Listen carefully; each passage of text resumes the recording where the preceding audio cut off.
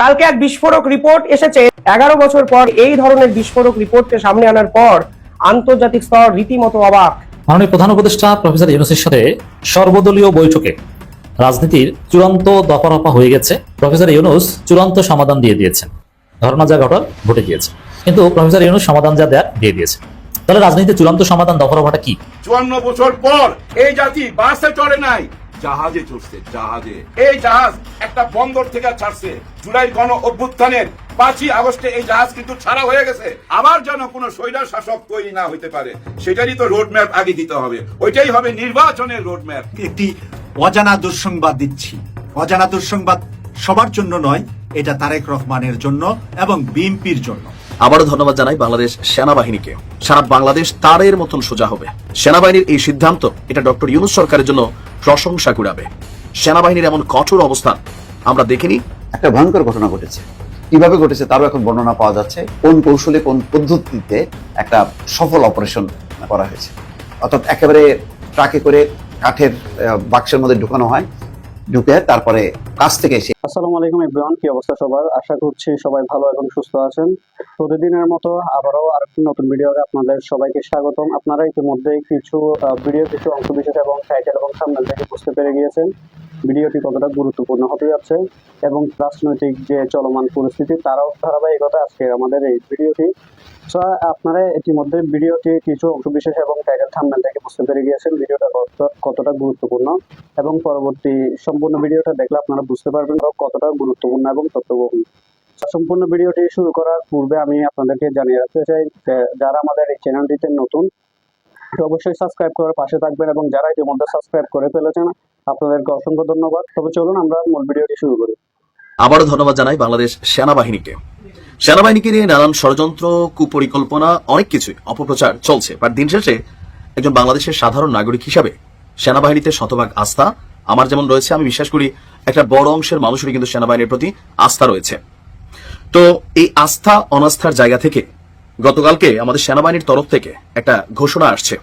সেই ঘোষণাটাতে আমি মনে করি এবার সারা বাংলাদেশ তারের মতন সোজা হবে। কারণ সারা বাংলাদেশে ডক্টর ইউনূস ক্ষমতা নেওয়ার পরে যেই ঝামেলাটাতে সরকার বিতর্কিত হচ্ছে, এটা কিন্তু সরকার যে প্রশংসিত হচ্ছে তা না। কোন একটা গোষ্ঠী তাদের স্বার্থ উদ্ধার করতে পারতেছে, বাট বিতর্কের দায়টা সরকারের কাঁধেই পড়তেছে। আমি মনে করি সেনাবাহিনীর এই সিদ্ধান্ত এটা ডক্টর ইউনূস সরকারের জন্য প্রশংসা কুড়াবে। যদি কেউ অপরাধ করে থাকে, অন্যায় করে থাকে, সুনির্দিষ্ট কোনো অভিযোগ থাকে, তার বিরুদ্ধে আইনের শাসনকে প্রয়োগ বা প্রতিষ্ঠা করাই সুশাসনের লক্ষ্য হওয়া উচিত। কিন্তু অতি উৎসাহী কিছু মানুষ রাজনৈতিক উদ্দেশ্যে প্রণোদিতভাবে ব্যক্তিগত ধান্দায়, স্বার্থে, লুটপাট, অনেক কিছুর কারণে এক ধরনের মব সৃষ্টি করা হয়েছে গেল 9 থেকে 10 মাসে, যেটাতে সবচেয়ে বেশি সমালোচিত হয়েছেন ডক্টর ইউনূসের সরকার। কেউ কেউ এমনও বলেন এটা মবের সরকার। তবে এবার মব বন্ধ হতে যাচ্ছে আনুষ্ঠানিকভাবে, কারণ এর আগে সেনাবাহিনীর এমন কঠোর অবস্থান আমরা দেখিনি। যদিও সর্বশেষ বক্তব্যে সেনাপ্রধান বলছিলেন এই দেশ আর মব চলবে না। তো এই ঘটনার পরপর জাতীয় পার্টির যে চেয়ারম্যান আছেন জিএম কাদের বাড়ির ঘটনার পরপর এনসিপি, বিএনপির নেতাকর্মী সহ অনেককে ডেকেছিলেন আমাদের 72 পদাতিক ব্রিগেডের কমান্ডার, বাংলাদেশ সেনাবাহিনীর ব্রিগেডিয়ার জেনারেল হুমায়ুন কাইয়ুম। জাতীয় পার্টির নেতার এই ঘটনার পরিপ্রেক্ষিতে স্থানীয় বিএনপি, এনসিসি নেতাদের সাথে রংপুর স্টেডিয়ামে অস্থায়ী সেনা ক্যাম্পে তিনি ঘোষণা দিয়েছেন যে আপনার রাজনীতি বা মবের নামে দেশে নাশকতা আর কোনো সুযোগ নেই, বা মব তৈরিরও কোনো ধরনের কোনো সুযোগ নেই। আর তিনি বলছেন যে আমরা আনন্দিত, এনসিপি এবং বিএনপির প্রতিনিধিরা স্বপ্রণোদিত হয়ে এখানে এসেছিলেন। তাদের যে সকল কর্মী আবেগী হয়ে হোক বা যে কোনো কারণে হোক আইন নিজের হাতে তুলে নেওয়ার চেষ্টা করেছিল, কিছু কর্মকাণ্ড করেছিল, আমরা তাদেরকে চিহ্নিত করেছি। আর তারা এই জন্য সরিও বলছে। আর যেহেতু সরি বলছে সেই কারণে তাদেরকে আপাতত এখানে ক্ষমাসুন্দর দৃষ্টিতে দেখা হয়েছে। তবে এরপরে যদি কেউ ভ্যান্ডালিজম, ভাঙচুর, কোনো কিছু নষ্ট করা, কোনো মবের মাধ্যমে অন্যায়ভাবে বাধা সৃষ্টি করা বা এসব কর্মকাণ্ড শুধু রংপুরে নয়, সারা বাংলাদেশের কোথাও করার সুযোগ পাবে না, এটা সেনাবাহিনীর ওয়াদা। এবং তিনি বলছেন যে তখনই আমাকে কঠোর পাবেন বা সেনাবাহিনীকে কঠোর পাবেন যখন আপনি নিয়ম ভাঙবেন। তো সেটা যেন আমাকে করতে না হয়, সেনাবাহিনীকে করতে না হয়। আমরা চাই জনগণের সাথে হাসি মুখে থাকতে। আর এই বিষয়গুলো নিয়ে সরকারের অবস্থান বা সেনাবাহিনীর অবস্থান খুবই সুনির্দিষ্ট। তা আমি মনে করি এই বার্তা সারা বাংলাদেশে ছড়িয়ে যাক।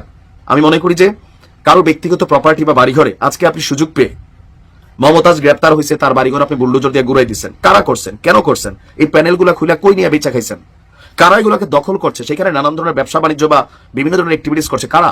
সরকার তো না। তাহলে কিন্তু বদনাম তো সরকারের। বদনাম হচ্ছে সেনাবাহিনীর, মাঠে সেনাবাহিনী আছে, পুলিশ আছে, আইন শৃঙ্খলা বাহিনীর বদনাম হচ্ছে। সো যদি কোনো ব্যক্তি অপরাধী হয়ে থাকে, অভিযুক্ত হয়ে থাকে, তার বিরুদ্ধে আইনানুগ ব্যবস্থা নেওয়া হোক। আর সেনাবাহিনী প্রত্যেক এলাকায় নিজস্ব নাম্বার দিয়েছে, যে কোনো জায়গায় এরকম কোনো ঘটনা ঘটলে আপনি সেনাবাহিনীর সাথে যোগাযোগ করতে পারেন, নিরাপত্তা নিতে পারেন। সেই আলোচিত ওসি প্রদীপ কুমার দাস এবং মোহাম্মদ লিয়াকত আলী, তাদের মৃত্যুদণ্ডের যে আদেশ নিম্ন আদালত দিয়েছিল সেটি বহাল রেখেছে হাইকোর্ট। এছাড়া অপর 6 আসামির যাবজ্জীবন কারাদণ্ডও বহাল রাখা হয়েছে।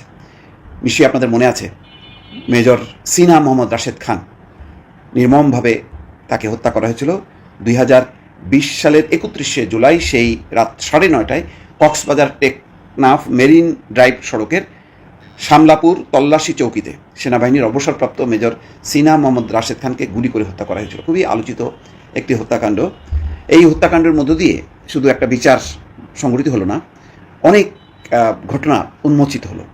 সেই সময় পুলিশকে যে একটা মাফিয়া বাহিনীতে রূপান্তর করা হয়েছিল এবং থানায় থানায় ওসিরা যে সেই মাফিয়া বাহিনীকে নেতৃত্ব দিত, সেই ঘটনাও প্রকাশিত হলো। গুরুত্বপূর্ণ বাংলাদেশের গুরুত্বপূর্ণ সকল থানায় সবই শেখ হাসিনার আশীর্বাদ পুষ্ট ওসিদেরকে পোস্টিং করা হতো, যাদের কাজ ছিল তারা নির্বিচারে হত্যাকাণ্ড সংঘটিত করবে, রাজনৈতিক উদ্দেশ্য সাধনের জন্য প্রতিপক্ষকে গুম করবে, খুন করবে এবং অর্থবিত্তের জন্য ব্যবসায়ী বা অন্যান্য যারা প্রভাবশালী তাদেরকে জিম্মি করবে, টাকা আদায় করবে এবং প্রয়োজনে তাদেরকে গুলি করবে। এই ব্যাপারে তাদের অবাধ লাইসেন্স দেওয়া হয়েছিল। ঠিক তেমনই কক্সবাজার সেই ওসি প্রদীপ কুমার, তাকে সেই লাইসেন্সটা দেওয়া হয়েছিল এবং শেষ পর্যন্ত এক নির্মম পরিণতি, যে ঘটনাক্রমে নির্বিচার সেই হত্যাকাণ্ডের মধ্যে একটা দুর্ঘটনা ঘটে। মেজর সিনা, তাকেও গুলি করে হত্যা করা হয়েছিল সেই তল্লাশি চৌকিতে। তাদের শঙ্কা ছিল যে এই ভদ্রলোক হয়তো সেখানে যে মাদক চোরাচালান বা অবৈধ নানা খবরাখবর বের করে ফেলবে, সুতরাং তাকে কৌশলে সেখানে হত্যা করা হয়। আলোচিত এই হত্যাকাণ্ডের মধ্য দিয়ে আওয়ামী লীগ শাসনের একটি চিত্রও ফুটে ওঠে, যে ওই সময় যে গুরুত্বপূর্ণ যে থানাগুলোতে একেবারে সীমান্ত এলাকার যে সমস্ত মাদক এবং অবৈধ অস্ত্র আমদানি হতো, মানে আনা নেওয়া হতো, সেই ব্যবসাগুলো যারা নিয়ন্ত্রণ করতো তাদেরকে রক্ষা করা এবং তাদের মাধ্যমে ব্যবসায়িকভাবে লাভবান হওয়া, এই কাজগুলো করা হতো এবং কোটি কোটি টাকার এই সমস্ত কারবার যুক্ত ছিল আওয়ামী লীগের ক্ষমতাসীনরা। সেই সময়ের যারা প্রভাবশালী তারা যুক্ত ছিল, তাদেরই প্রতিনিধি ছিল ওসি প্রদীপ। শেষ পর্যন্ত এমন একটি জায়গায় আঘাত করে ওসি প্রদীপ, দুর্ঘটনাবশত সেই ঘটনা উন্মোচিত হয়, পরে সব কিছু প্রকাশিত হয়। তো এই ঘটনা পর বিচার বহির্ভূত হত্যাকাণ্ডের বিরুদ্ধে তীব্র ক্ষোভ সঞ্চারিত হয় দেশে বিদেশে। তার পরিণতিতে 2021 সালের ডিসেম্বরে মার্কিন যুক্তরাষ্ট্র বাংলাদেশে প্রথমবারের মতো নিষেধাজ্ঞা দেয় র্যাব এবং 7 ঊর্ধ্বতন কর্মকর্তার উপর। এটাই ছিল আলোচিত এবং মোড় ঘোরানো। এরপর থেকে মৃত্যুদণ্ড বা মানে বিচার বহির্ভূত হত্যাকাণ্ডের ঘটনা কমে আসে, কিন্তু অবৈধ শাসনের ভিত্তিটা নাড়িয়ে দিয়েছিল প্রথমে মেজর সিনা এবং তার ধারাবাহিকতায় মার্কিন নিষেধাজ্ঞা। তারপর ক্ষমতার পট পরিবর্তন, একটা অবৈধ নির্বাচনের মধ্য দিয়ে সেই ক্ষমতার পট পরিবর্তনটা আরও ত্বরান্বিত হয় এবং শেষ পর্যন্ত শেখ হাসিনার শাসনের অবসান ঘটে। আপনারা ইতিমধ্যে সম্পূর্ণ ভিডিওটি দেখতে পেরে গিয়েছেন, তো অবশ্যই আমাদেরকে জানাবেন যে ভিডিওটা কতটা গুরুত্বপূর্ণ ছিল এবং কতটা তথ্যবহুল ছিল, আমাদেরকে অবশ্যই জানাবেন। এবং এতক্ষণ পর্যন্ত আমাদের সাথে থাকার জন্য অসংখ্য ধন্যবাদ। তো আজকের মতো এখানে শেষ করছি। সবাই ভালো থাকবেন, সুস্থ থাকবেন। আল্লাহ হাফেজ।